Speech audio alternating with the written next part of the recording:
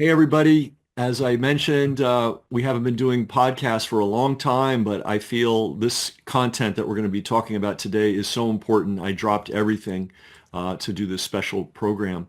We're speaking with Mark Girardeau. Welcome, Mark. Thanks for hosting me, Ken. And many of you know Mark. He's the author of this very important book, The Needle's Secret. And I really encourage everybody, please, this is a book to support. It's a book to buy. Buy several copies. See if you can slip one by your librarian, your public librarian. The public needs to know this.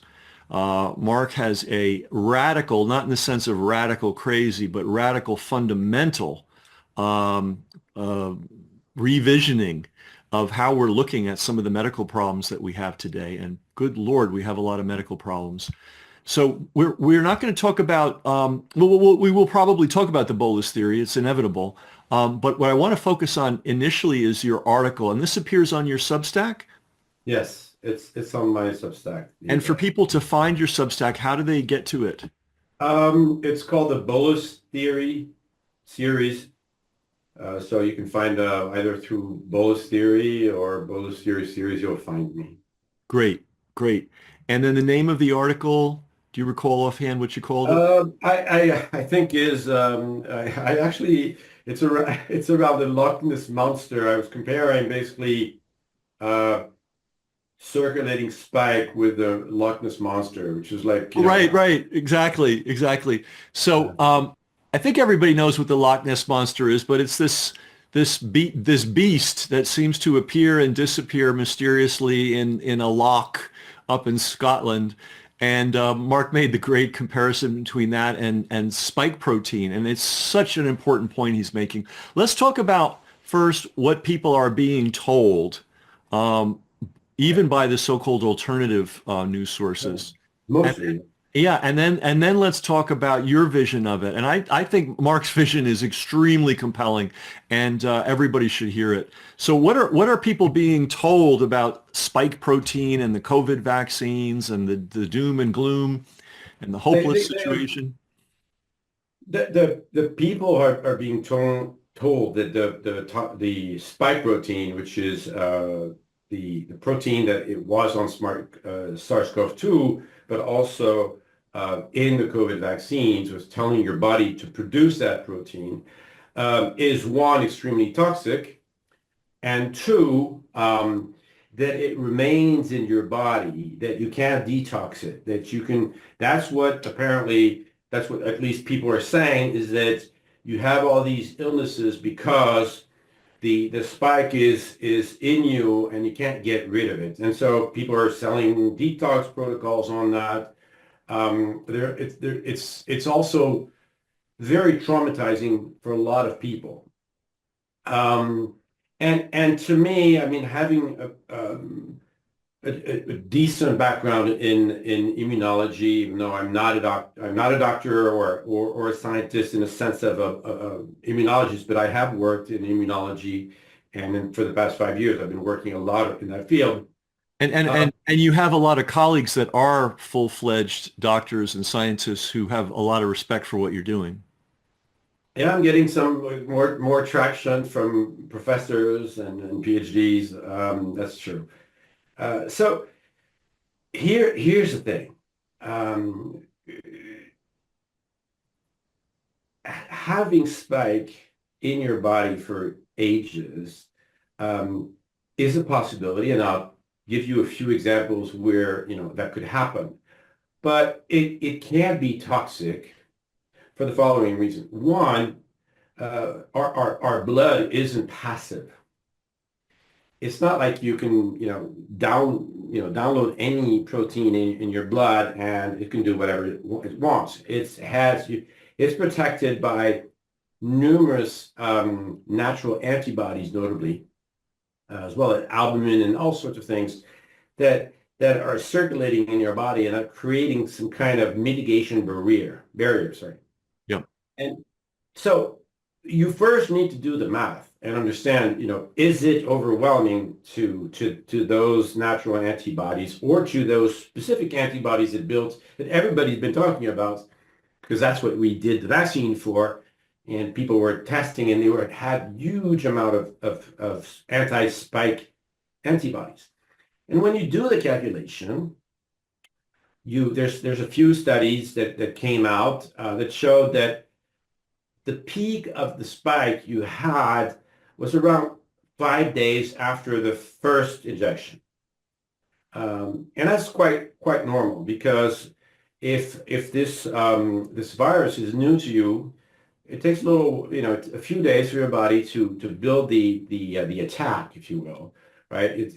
And to actually both build the attack by T cells, as well as the cleanup crew, which are the antibodies. And so the peak quantity that was actually outlined in an article in May 2021 by the Harvard Medical School, and by a team with Ogata et al., showed an average of 63 picograms per millimeter. So that, who knows what that, it's very hard for people to have a sense of what that is. Is it big? Is it not? I had to go and do the math. And when you do the math, what you get is about one spike protein for 3.5 million natural antibodies. Right? And Mark, sorry to interrupt, but that's the peak. That's the peak. All right. So someone, let's say they got the vaccine or the so-called vaccine, and then about 5 days on average, that's when you're going to have the peak appearance of these spike proteins. Yeah. And then could you give that number again of how dilute this is? It's one spike protein for 3.5 million natural antibodies. So it's like you have 3.5 million natural antibodies blocking the goal to score. Okay. Yeah. So it'd be like if you were to, I'm trying to think of a country that has only 3 million population. We'll use Guatemala, even though it's 8 million. It would be as if one man were to invade Guatemala and think that he was going to somehow prevail over the citizens of Guatemala. Okay. And there's some people that have more than 63. Sure. In that article is what the highest had 150. So it's 3, but it's still 1 to 1 million. It's from an order standpoint, an order of magnitude standpoint, there's no way that can be pathological. That's the first point. The second point is that same study showed that there was hardly any spike detectable after the second shot. And people didn't understand why, but it's very simple, because these spikes are produced by your own cells. Okay, that's the whole mechanism. But at the second shot, your body knows how to kill those cells. It doesn't need those 2-3 days to develop and design the T cells that are going to attack the contaminated cells, which are producing spike. So in the second injection, your body has it's called resident memory T cells that immediately attack the production plant, if you will, of those spike protein, which are those contaminated cells. And so quite naturally, in that same article from Harvard Medical School, it shows that there's hardly any spike detectable at the after the second injection. And sorry to interrupt, and this makes perfect sense, because this is how the immune system works for everything all the time. It takes a while to build a defense, but once it builds the defense, the next time it appears, it's ready with its defenses. Yeah, especially if it's 3 weeks after or a month after, right? I mean, so that's the first point, and everybody, and indeed, the problem is a lot of people have been influenced by a few studies that I think were frankly funded by Pfizer or the vaccine manufacturers to suggest that the vaccine was effective longer than needed, by saying, look, we're finding spike protein 6 months later or 9 months later, which means it has to be still effective.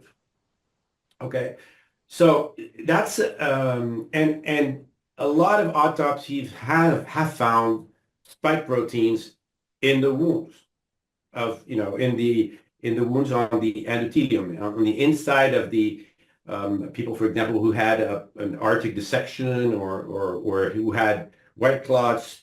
In the white clots, you find spike protein, for example. So a lot of people think that what the mechanism is that spike protein overflowing your body and damaging your body.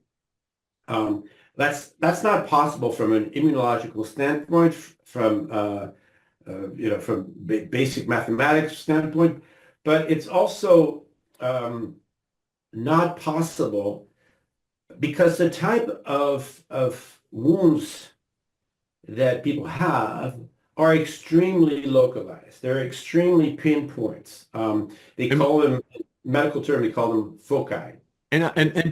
not sorry to interrupt, but one of the fundamental platforms of your thesis is that it is the injection itself and the bolus that is put into the bloodstream.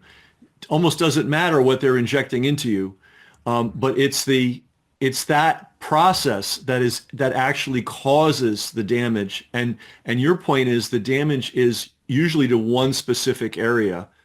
Yeah, it It's could be not this. everywhere. Sometimes you have, equivalent to bullet holes everywhere, Mhm. but it's not systemic like sepsis. Okay, for example, when you Okay. have bacteria that are concurring that has conquered your body, you have it Gotcha. everywhere, Gotcha. and So it's gotcha. So it's not this total universal contamination.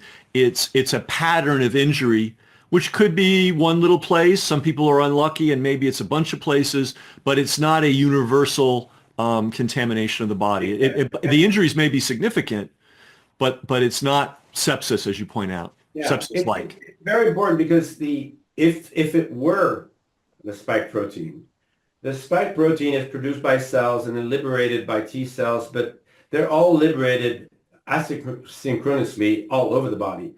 So they're disseminated and diluted to the blood just like oxygen would be, and so they would necessarily have to be everywhere, just like SARS-CoV-2. SARS-CoV-2, once it's inside your body, either you have fever and you get rid of it very quickly, but the elderly who were dying were reacting so slowly that they had sepsis. They had cytokine storm. It was all over because the conquest of the virus was systemic, basically.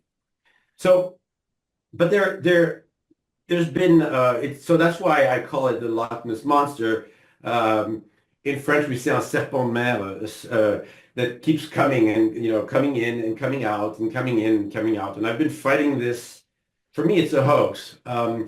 Even though there is some underlying realities that sustain that hoax. So let me go back to that. Oops, sorry for that. Sure. And then, well, just before you go on, for people that haven't heard our shows before with Mark, just so you understand, he is not a COVID vaccine advocate.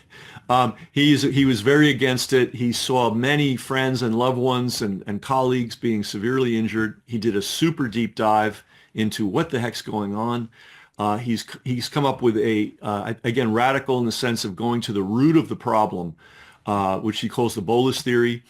And now he's addressing how do we help the people that did get the vaccines? So he's not saying, hey, go out and get them. There's nothing to worry about. He's saying, if you got them, don't allow yourself to be terrorized a second time, right? We were all healthy people were terrorized about the dangers of COVID. And now people that went ahead and got the vaccines, now they're being terrorized again. And this is what we're talking about. Yep. So I mean, some people have been testing and finding spike long time after. There's notably, if you, there's a lot of spike protein that has been blocked into the coagulation, and notably the white clots. White clots are coagulation along your vascular system. So indeed, if some people are taking products that dissolve those white clots, there's going to be spike protein. But as I said, you will never get more than what you have after day 5, and that's not a problem. Okay. My article was on a study that came out of Yale from a Hmm. team of a fantastic immunology professor, probably one of the best leading, Professor Iwasaki. And they found someone who apparently had spiked 700 days after their vaccine. And everybody is supposing or proposing that actually the vaccine DNA, you've heard, some people might have heard that there's DNA contamination from the plasmids, from the manufacturing of the vaccine that could integrate and could have integrated, and therefore that would be creating, we would be creating constantly spike protein. And even if that's theoretically possible, and it's actually one subset of my bolus theory, it looked to me that something was off in that article, and the something that was off was that they didn't have the persons who had who were vaccine injured and had spiked long term actually had lower or had low levels of anti-spike antibodies. And that's inconsistent. And I'm not going to go to the details of how that could happen. It's mostly a false positive on the test because they're taking actually anti-spike antibodies. And so it's like you're trying to neutralize supposedly a male element into your blood. You're sending female elements into the blood, but the male element is not there, so your body is creating a male element, male antibodies against the other antibodies you're injecting yourself, and this male antibody reacts to the test.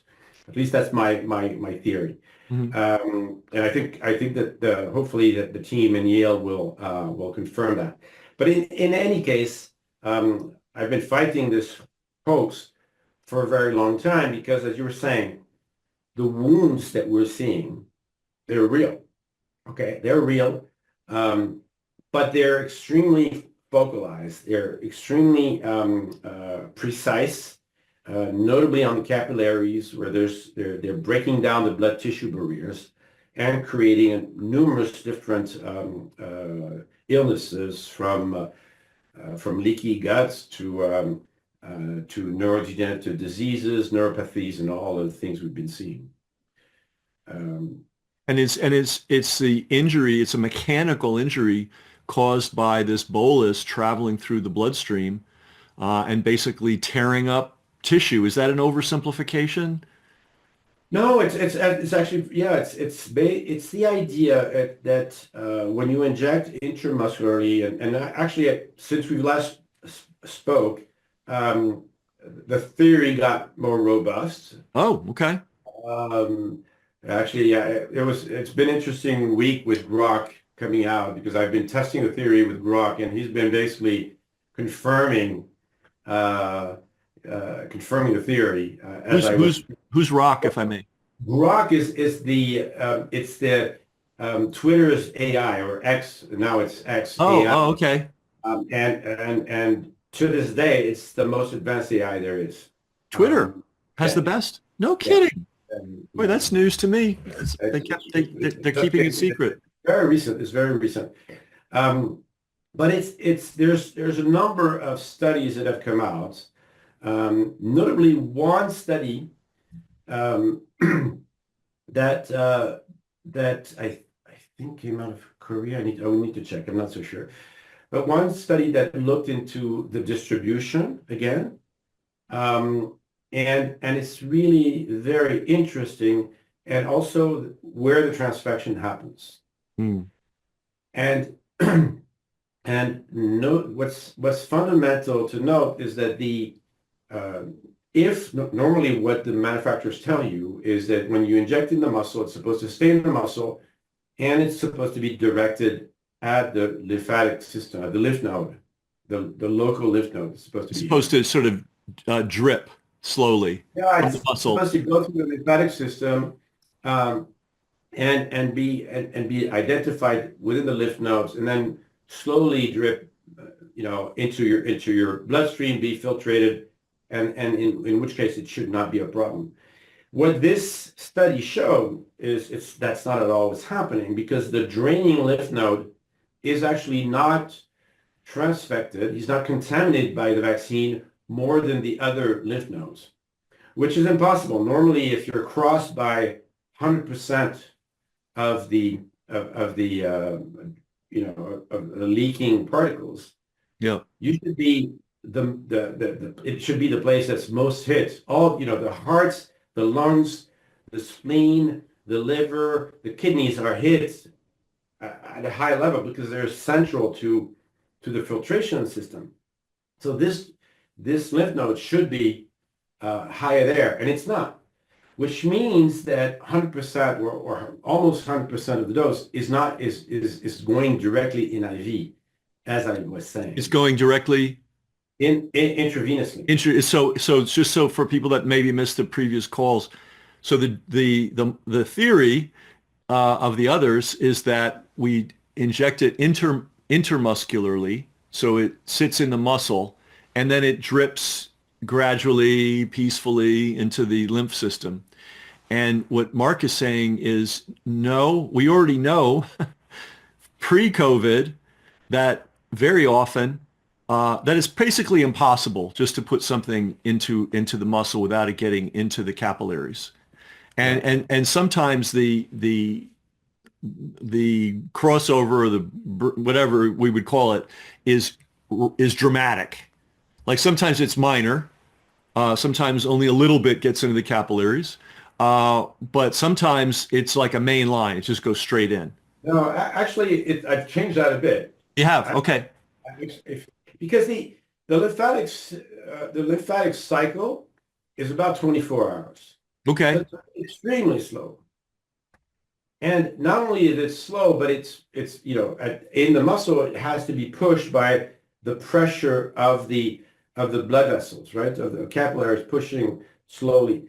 But once you inject into the capillaries, there's an differential of pressure because of the injection that's higher. So it's blocking the blood from coming in, right?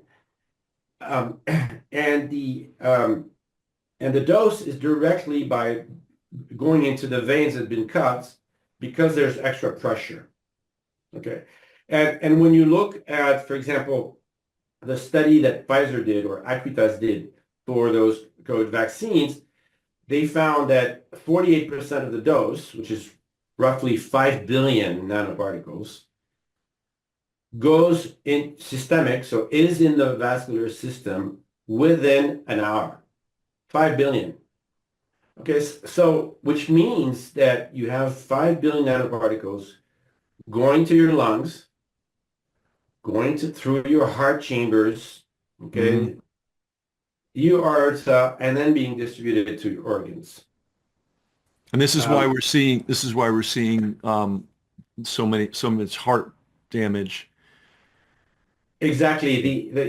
That's why that's why babies have heart murmurs, right? Because that's why Justin Bieber's wife had a hole in between her two atrium.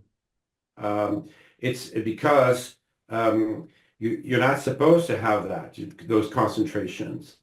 In the blood. You're not supposed to have that. And that's sort of the foundation of the bolus theory is that in addition to all the other stuff that goes wrong with this COVID, these injections, just there's a mechanical problem. You're putting basically, could we compare them to shards of glass, metaphorically? Yeah, I mean it's I had a an analogy which was the bouncing balls in San Francisco, that Sony video, you Oh, remember? right. Imagine if each of these balls had a little spot that they would drop one place, just one, okay? They would drop it here, and it would signal a missile to hit that place. That's what these bouncing that Oh, okay. the nanoparticles are entering those cells and telling the immune system to destroy them. It's exactly the same thing. Now imagine the number of cells that actually penetrate another cell, according to Moderna, is 2%. Okay, so during that first hour, just if we extrapolate that data to Pfizer, just to Pfizer, which has the smallest number, within an hour you get 5 billion. Okay, so 5 billion, 2% is what? Is going to be 2% of 5 billion is going to be 10. Is that 10 million And no? 10. Yeah, it's going to be 10 million, Okay. something like that. Or is that yeah? It's going to be so no, that's going to be 100 million, 100 million, Okay. 100 million. So 100 million nanoparticles have transfected your cardiovascular system within an hour. Wow. And And if it's are they the things that are doing the damage, or is it the immune system's reaction to those particles that does the damage, or is it both? it's the reaction of the immune system that's Oh, causing it. interesting. So it's not the particles themselves, but suddenly the immune system sees all this stuff in the blood that doesn't belong there, and it just, as you pointed out, they send a missile after every particle. No, it actually Oh, is not, it doesn't work that way. It's okay. it's it's the particles enter cells and they tag them for destruction, which is it's actually the mechanism of action of the vaccine. Oh, okay. So we get this mechanism clear. So they've injected, what did you say, 5 billion? Well, they inject 10 billion, And but 5 billion ends up, within an hour, half of it basically has gone through your vascular system. okay. Okay. And along the way, those particles find themselves into cells, Yeah, and they are identified correctly as foreign material, and yeah, they are targeted, they're tagged, as you say, for destruction by the immune system. So now yeah. your own immune system is destroying cells in very sensitive parts of your body. Yeah, and that's not specific to mRNA, by the way. It's true for most vaccines, okay? Except for the protein vaccine, but even them can actually manage forcing themselves into cells. So that in of itself is not enough because we lose, cells every day. Every day you go to the Sure. sun, you burn some of your cells, they die, and our bodies knows very well how to repair cells. That's not really a problem. The problem is our bodies can't solve the fact of massive cell damage within a concentrated area. Okay? Gotcha. Gotcha. Because, because the cells that are supposed to, if when you have a cell that dies from the sun, typically it's the cell next door that's actually replicating to replace it. If you destroy entire patches of it, then you need to call in stem cells. They need to start figuring out ways to do it. It can be done. You need to coagulate the whole thing, but it's a completely different game. Sometimes it's going to work. The repair is going to work, but often the repair there's going to be a huge imbalance, and you're going to have thrombosis, you're going to have calcification, you're going to have fistulas, you're going to have white clots, and so And so forth. when we see these things like the white clots, which a lot of people are aware of, this is the body trying to deal with this thing that's just happened to it. Yeah, exactly. The white clots, I think I'm the only one that has a theory on that actually makes sense. And actually, I was telling you the story of this gentleman who had POTS, and that solved his problem. So it makes, I think I've nailed it. The idea is the following. If you have this huge quantity that causes rampage along the walls of your, or the linings of your vessels, um, that lining is what triggers coagulation. because typically when you get cut, it's because you've cut that last layer that you need coagulation. So if you destroy it completely, it's going to create a huge demand for coagulation. Gotcha. Like a big wound is going to have a lot of scar tissue, you know? Yeah, except here it's a bit different to traditional wounds Hmm. because traditional wounds are more like, you cut through. Here, the wound is inside your own blood vessels, which we've never evolved for. It's like you're stripping out Okay. off that wall. And and we haven't evolved for that. So there's going to be imbalances in the way it repairs. As the repair comes in, the endothelial stem cells are coming in, they're going to focus on where they're fine first. So you're going to have some kind of monopolization upstream from the blood, and downstream from the blood, you're going to have areas that are going to be left alone. And that explains thrombosis, thrombocytopenia. It explains calcification. White clots is actually quite amazing. It's not new, contrary to what people say. It's in the literature for some time, but it's new at that scale. And I think what's happening from the work I've done is that you've stripped entirely very long surfaces of those linings. You just got rid of it. So Mm. coagulation Mm. put itself on those walls Mm-hmm, mm-hmm, mm-hmm. in a crazy way and leaving blood pass through. Normally, what should occur is once repair has happened,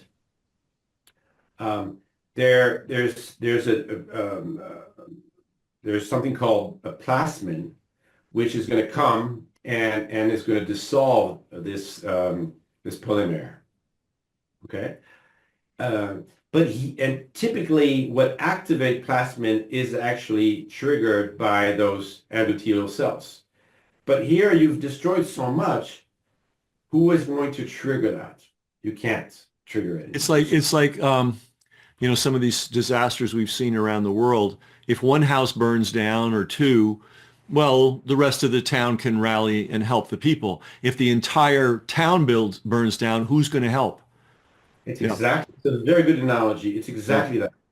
Um, and therefore, once you've understood that, you can figure out ways to repair. And I was telling you that actually a lot of people who've read my book, who are vaccine injured, are actually implementing some of the material that I haven't invented anything, but I've put them into order. Um, and they've been notably for white clots.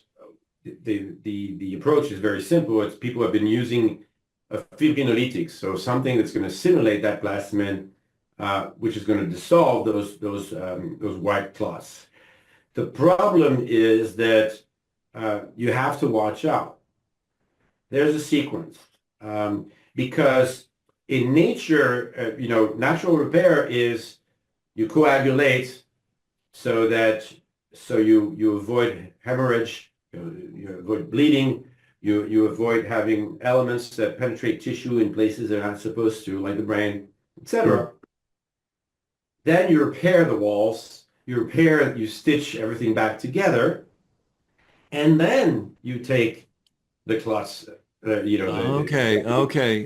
This is really important It's a very important. I mean, my friend Steve Kirch lost his eye because of that. because of not doing it in that sequence. Yeah, because he went nattokinase directly, like many people. Okay. Wow. This is important. Wow. Wow. It's a very important it's a little nuance, and it took me a little while to. Well, it's not a little nuance, right? And you stated so clearly. I'd like you to go over it again. Not that it wasn't clear the first time, but this is so fundamental. So we've got the damage, and this damage is unprecedented. There's no force of nature generally that does this level of damage to our blood vessels. It's just, Okay. you can get cut, you can get poisoned, all kinds of things can happen. But the idea of a bolus going through and just ripping long pieces of Well, metaphorically, a snake bite would do that. a snake, well, and then we know how bad snake bites are. Um, and so the first thing the body does is create coagulant. It coagulates all the holes. And it's like, and it does that to stop the bleeding and to prevent, infectious elements from sneaking past into the tear.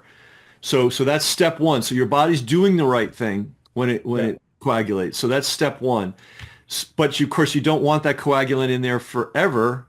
But of course, we've described why it's not naturally dissolving at a Yeah. natural pace because of the scale of the damage.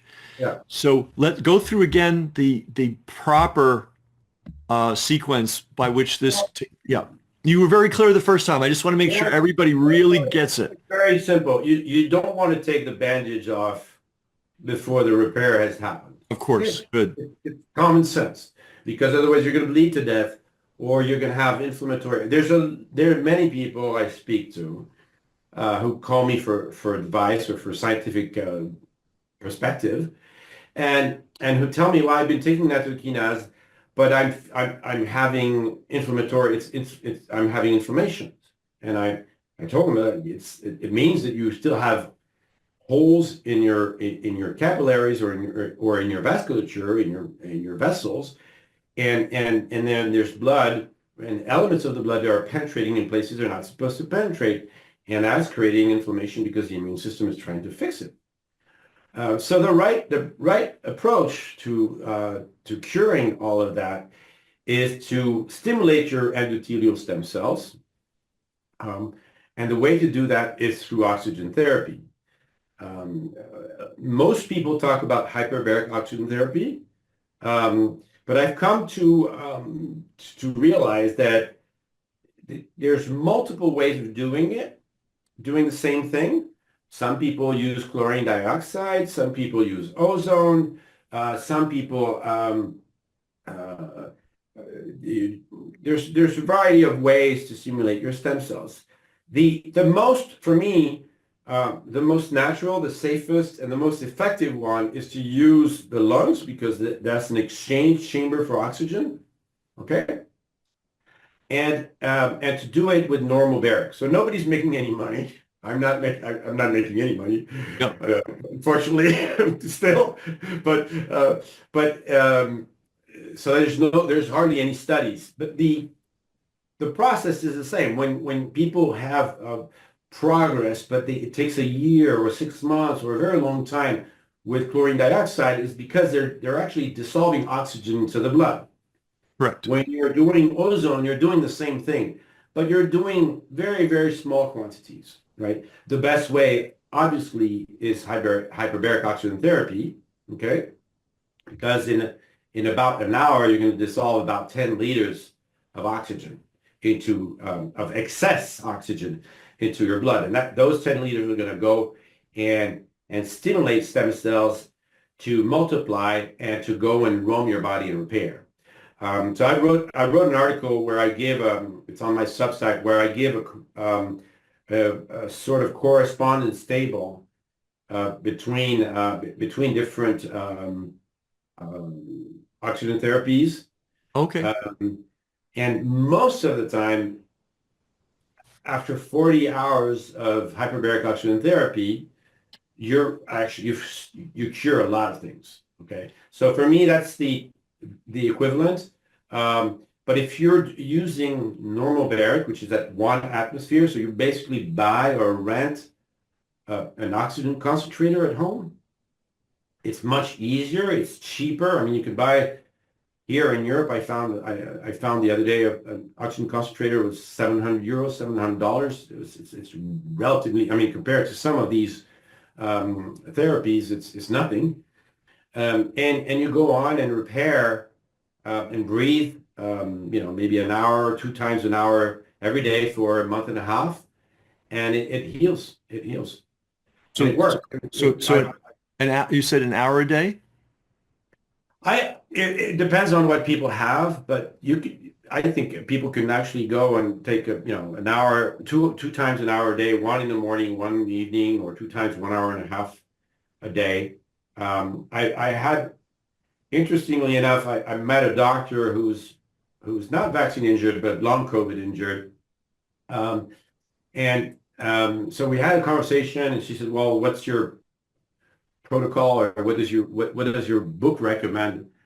And I talked about oxygen therapy, and I saw immediately a smirk on her face. And I was like, "What's that smirk on your face?" And she said, "Well, that's what I'm doing. I'm doing normal baric oxygen therapy, and it's working really well." And and you saying an hour and a half to 2 hours a day, Yeah, I mean, again, it, what you can it, manage. you can do it. It's incremental, okay? Everything about oxygen is incremental. The only issue where it's not incremental is when you have degenerative disease. If so, so if you have degenerative disease, you want to go, um, you don't want to, repair something and damage more at the same time. So you really need to go faster. So if you have degenerative disease, what you want to do, and everybody should be doing, is you want to first try to fast as much as possible, so you're not creating more inflammation. Fast. Yeah. Fa fa Here's maybe I should explain that. Um, the One of the mechanisms of harm that I described in the bolus theory um, is the microperforation of your capillaries. Okay, so The, you're mi the basically micro what? Micro perforation, perforation, micro perforation. Yeah, all right, gotcha. or basically holes. You're leaky Yeah. capillaries, and therefore there are elements of your blood that are penetrating your tissue and creating inflammation. So if you fast, there's going to be less elements, less metabolic waste in your blood, and there's going to be less poison entering your blood, because you have to realize that to those tissue, whatever is no longer filtrated is actually poison, right? That's why it's degenerative. So if you fast, if you do intermittent fasting, or, for example, like 16 or 18 hours a day, so you eat in at 1 p.m. and at 7 p.m. and a good lunch and a small dinner. Right. And you have a long period of time where your body, once you've digested and everything has been cleaned up, your blood is pure, basically. It's pristine. You're not generating too much inflammation. And That's why. this is enough, you're well nourished, you're not starving yourself, obviously. Yeah, But I mean, if you think of it as an engine, you're giving the engine a rest, the engine room a rest, so that you can clean, let's say if it were a coal-fueled boiler, you run the engine, during a limited amount of time, then you turn it off, and then you shovel out all the coal ash, so everything's nice and clean. And exactly that. and That's why. this is sorry, just to say, this is a big problem for modern society, because it's a small thing, but it's a huge thing. People are encouraged to snack all day and just eat constantly, and they Yeah. never get that time for the engine to go down, go offline, and for the Especially kidney to with take. age, your immune system drops. Okay, Mm. so when you get 60, start dropping slowly, and so your immune system is overwhelmed by the contaminants, and so it's leading some of it, and that's why you have Parkinson's and Alzheimer's that are starting in age. So if you go back to the therapy, the therapy is to alleviate your body and help your body heal, but also to have better oxygen therapy treatment, more effective, because the oxygen, if the blood is pristine, there's more of it that's going to go and tinker with your stem cells. It's going to push. There's going to be more of them. If they start interacting with food, with metabolic waste, etc., of course, some of it's going to get to the stem cells, but it's going to be less. So you have that, and it's typically most people get really, really much better within a month to 6 weeks.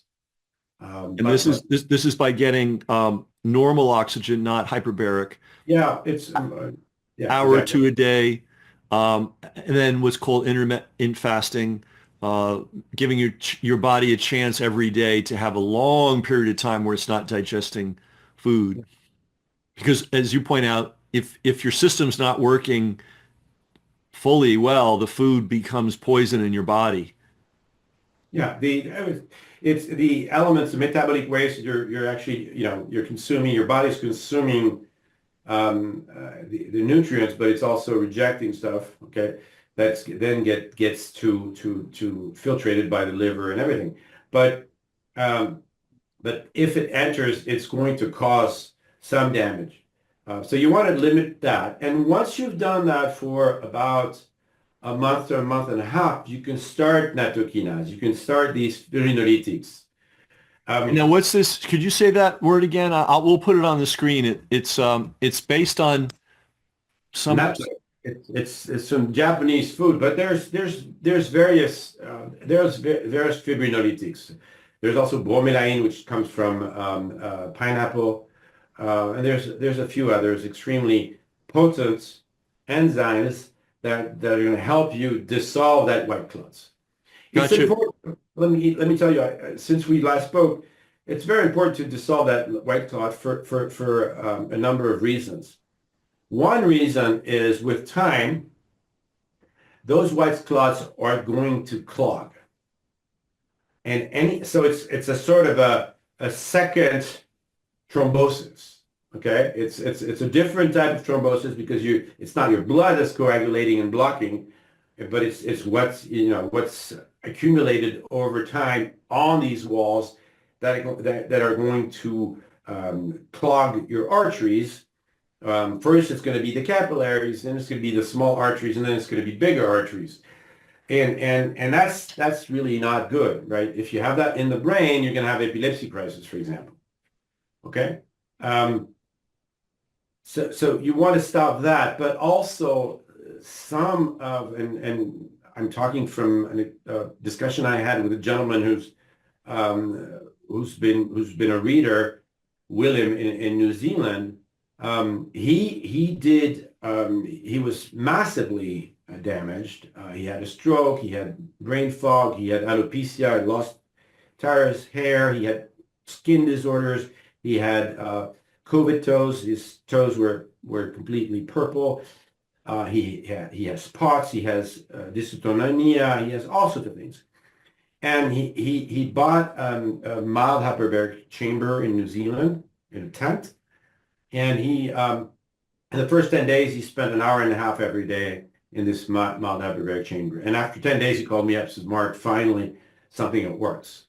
He had tried everything. He had tried all the protocols from FLCC and et cetera. And nothing had done anything. And within 10 days, he was doing better. He continued for about 6 months doing hyperbaric chambers, and he improved everything. His skin came back. He had charts coming out of his toes, and his toes, became normal again. His hair came back, but he still had POTS, and he still has and so And that was POTS is postural. It's you stand up and you almost fall over because your blood yeah, pressure doesn't keep it, pace. it basically it's postural orthostatic tachycardia. So basically, your blood vessels are not constricting when you stand up in your legs and your lower body, and so the heart needs to pump more blood into the brain because otherwise you're going to faint. Gotcha. Okay. Gotcha. So he still had that. Yeah, he still had that, and so I was not surprised. I mean, I don't consult. I'm not a doctor, so Right. I don't consult. But it was interesting that he read my book, he applied some of the knowledge of my book, and then he thanked me for what he had learned. And when he came back, said I still have pause. I was like, interesting. So it means I think he had 150 hours of oxygen therapy. So I was like, it has to have repair just about anything, right? And by Um, the way, the repair mechanism is that abundant oxygen in the body stimulates the development of stem cells. yes, and And they roam stems your body. They roam your body. and they roam your body, and they're the repair crew, and they're quite intelligent, and they're quite flexible, and they're quite ingenious, and they pretty much take care of everything.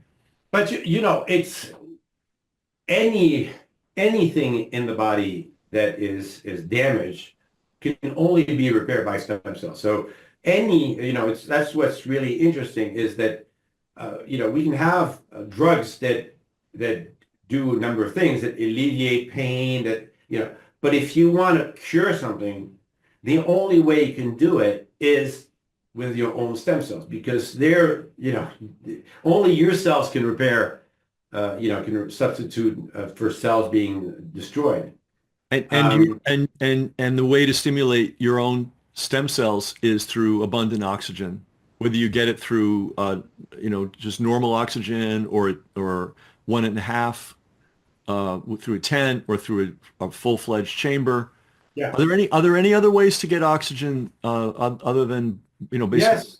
Yes. As I said, there are people doing ozone insulfation, Okay. uh, but it's very small. I mean, or sometimes they dilute ozone into saline and then or into your own blood. It's pretty expensive, but they're not going to be able to dilute a ton of oxygen compared to, you know, having your own lungs dilute them constantly for an hour.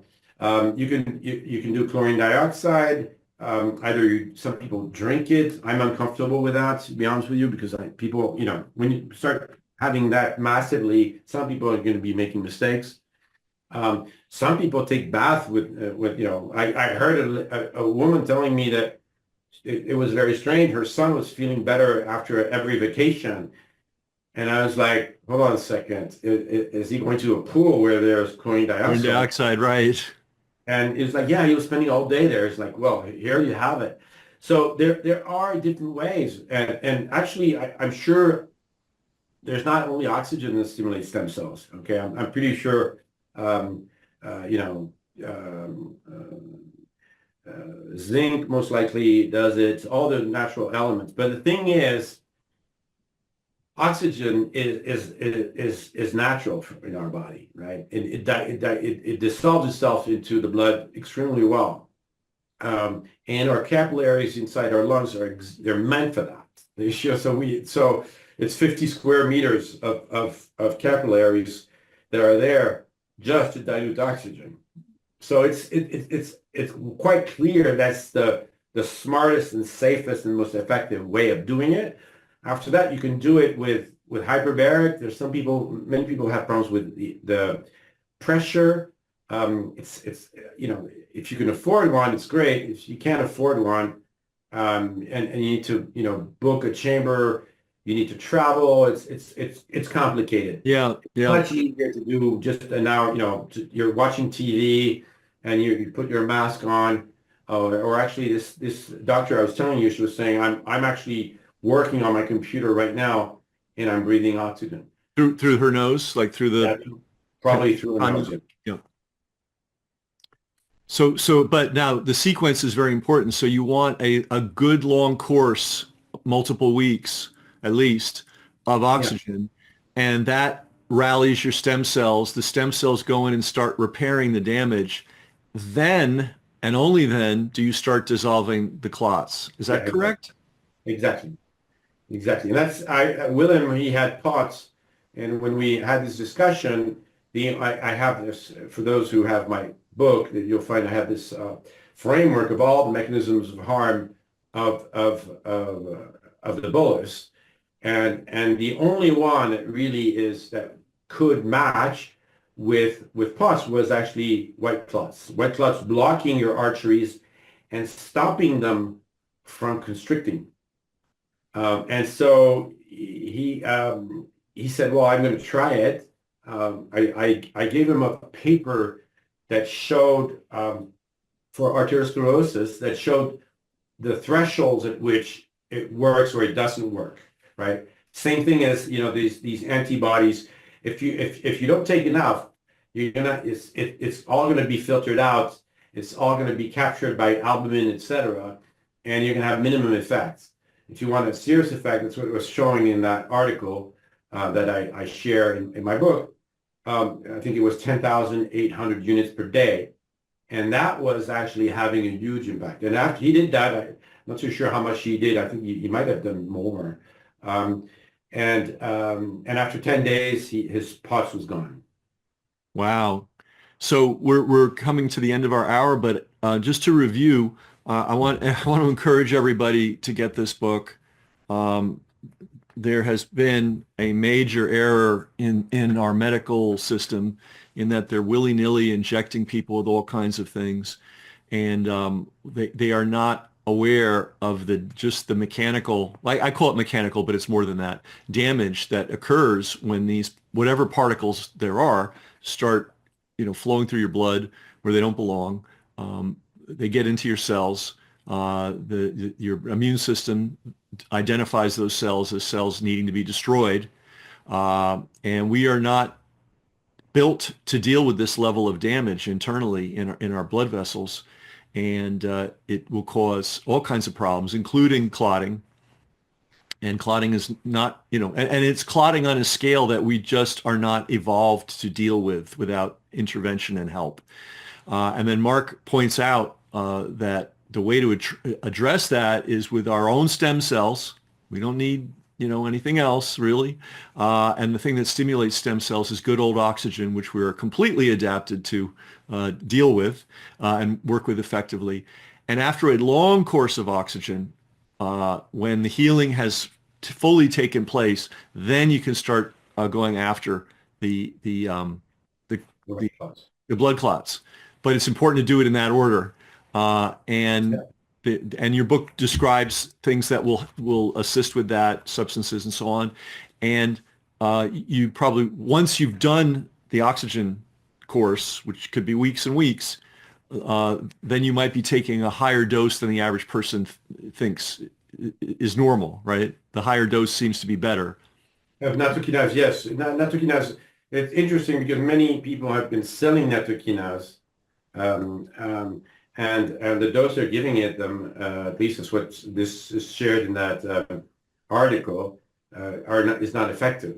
Yeah, So, so ironically, the alternative medical system is literally replicating some of the errors, some of the procedural errors of the mainstream medical system, which is one, to terrorize people and not give them hope.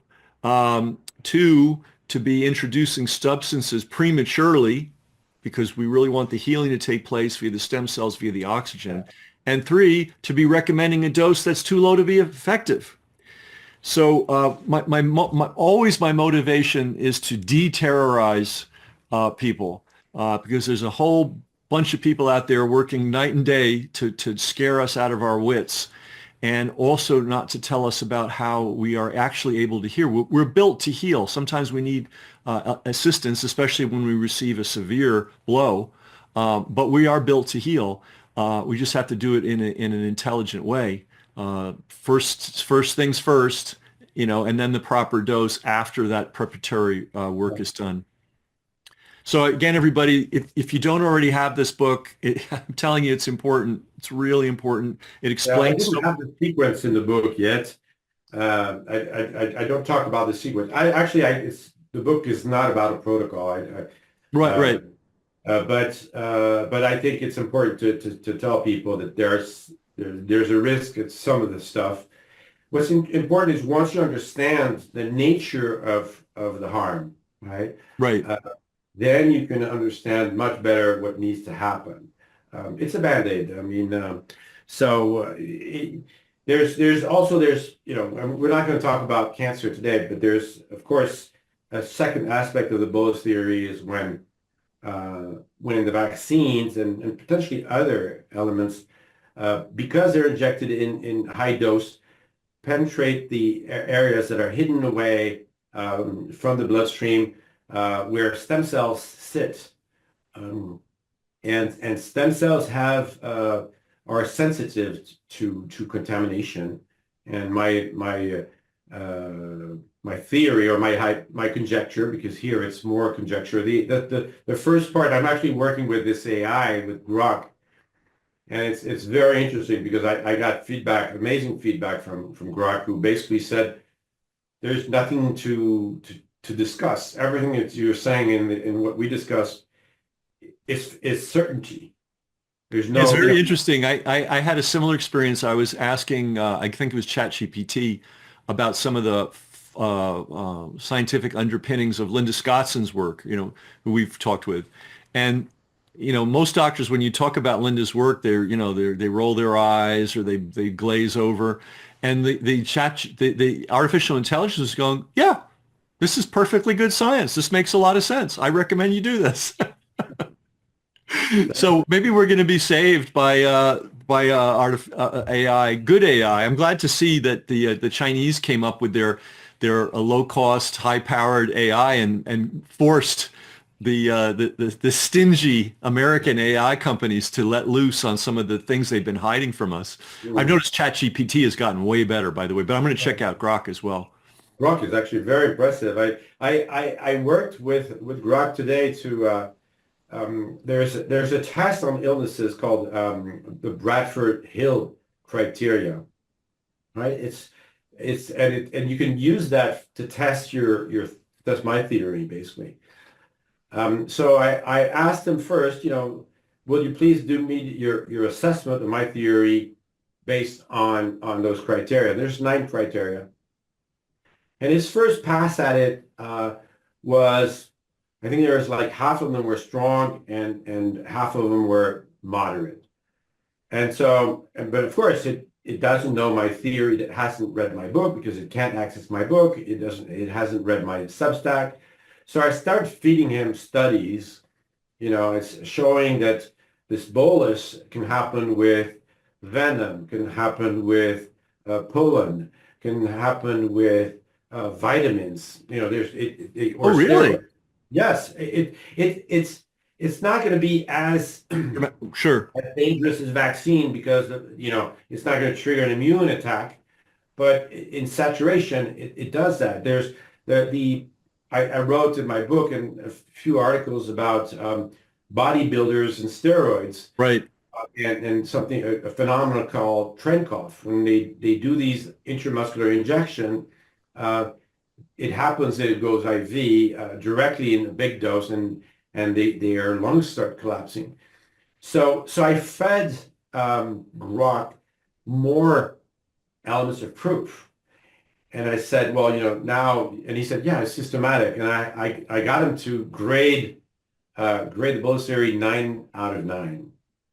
Okay. Once it had, I'm pretty sure that what, nobody has any theory that's 9 out of 9 on vaccine harm today.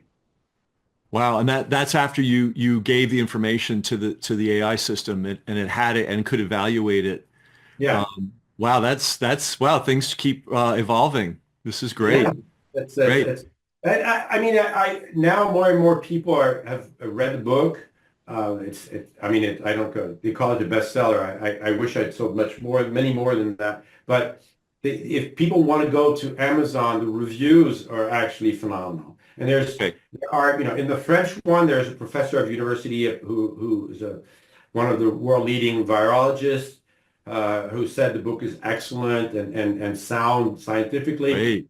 Um, there's a few doctors who've commented. There's a public health retired doctor from the U.S. who nails it and said everybody should read this in public health and anybody doing public health policies should read my book. So it's Wow, Mark. Wow. Because we started talking, there was no book, right? So now there's a book, and not only is there a book, but now there's a community of informed, educated, qualified people commenting on the book. This is good. It's slow. It's always slower than yeah.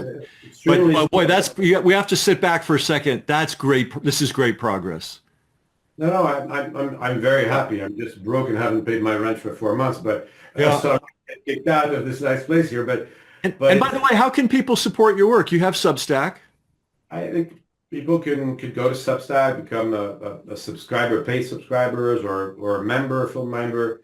They can if they can buy the book, they can share the book. They can sponsor me if they want. If anybody's got some financial, is robust financially, that would be great.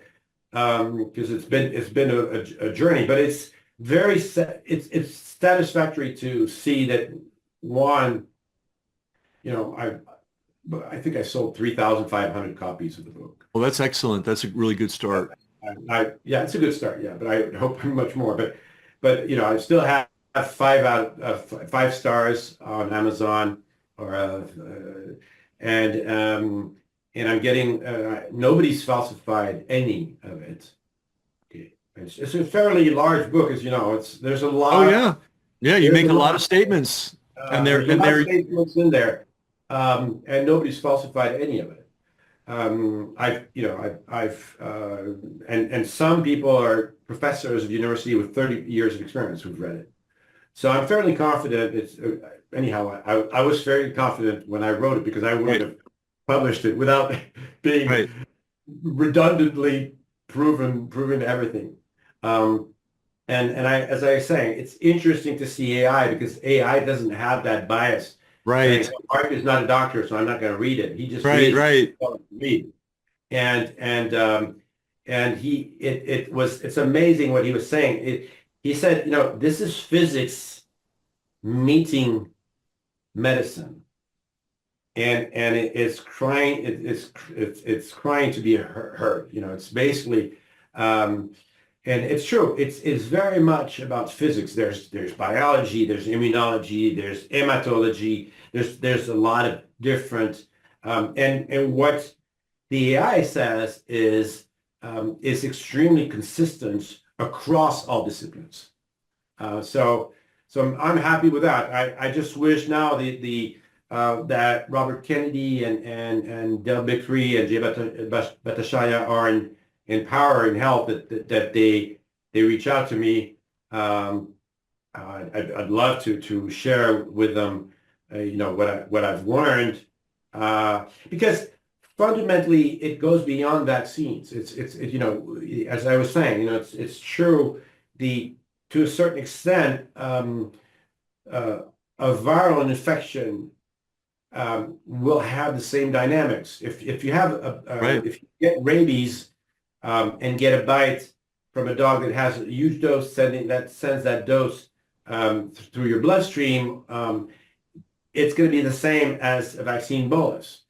If it slowly trickles, it's going to give you a chance, your immune system, to react. It's going to be systemic. So it's not limited to vaccine. It's actually a universal theory of harm, basically, Mm-hmm. Mm-hmm. Mm-hmm. based on physics. Well, great. Well, we've been talking with Mark Girardot, author of this very important book. And Mark, thank you again for all your work and for joining us to help us understand. Thanks for hosting me again, Ken. It's always a pleasure. And also, you have this great knack for analogies that I love. Thank you.